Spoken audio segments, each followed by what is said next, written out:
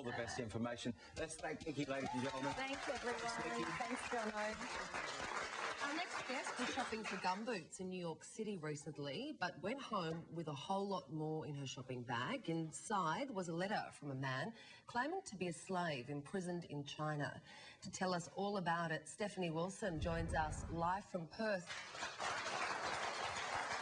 Stephanie, good morning to you. You actually live in New York City and you were out shopping at Saks on Fifth Avenue at the time. Tell us about how you stumbled across this note. Yeah, it's a really simple story, actually. It was a really rainy week in New York, and I headed to Saks on Fifth Avenue to purchase some rain boots.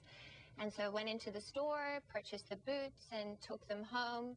And it wasn't until the next day, actually, that I was about to throw out the shopping bag, and I reached in to grab the receipt, that I saw this little piece of paper folded up tightly at the bottom of the shopping bag.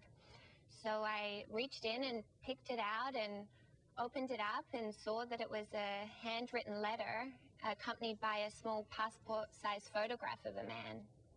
It is just extraordinary. So essentially, in this letter, what did this man say? We could see the words help at the very start of it. What else was in the letter? Yeah, so across the very top, it says, help, help, help. And then this man goes on to introduce himself as Chenain Emmanuel Nyong.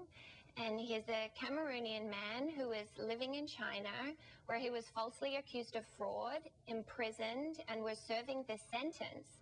And he was being, as he shares in the letter, abused. And, you know, having to work 13 hours a day manufacturing these shopping bags just in horrible conditions.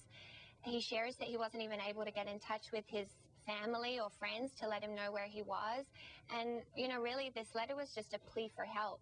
And how were you able to, I suppose, confirm that this guy's story, I mean, where do you even start with something like that? Were you able to get in contact with him? Were you able to confirm that his story was legitimate, as a real person and everything? Where do you actually go from there? Yeah, absolutely. I mean, at first, the first, like, I don't know, 10 or 15 minutes, I had absolutely no idea what to think or where to go. But fortunately, I actually work in this industry. So I work for a human rights organization in New York, and within a matter of days was actually put in touch with probably the best organization in the world to investigate this, which is the Lagao Research Foundation in Washington, D.C. And they actually investigate these exact situations. So this situation's been in their hands actually for the last 18 months, and they've conducted the investigation both in the United States as well as on the ground in China. Wow, Stephanie, what an amazing story.